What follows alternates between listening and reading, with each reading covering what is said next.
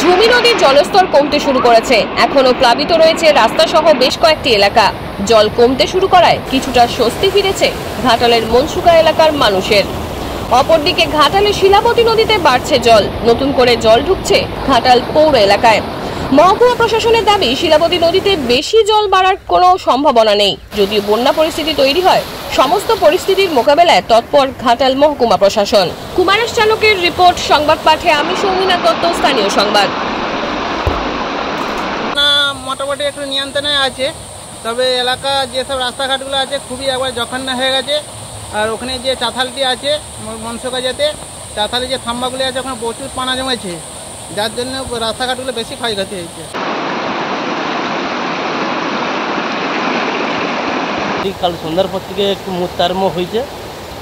গোটা রাস্তায় পাশের রাস্তা বাস্তা সব ভেঙে গেছে। এখন নদী ওই যে ভাঙতে আরম্ভ হয়ে গেছে আগেটাই। পাট ফাটও সব নষ্ট হয়ে গেল বন্যাইতে। আর কী করবো, আর মাছ ধরা খাওয়া ছাড়া আর কিছু কাজ নাই তখন।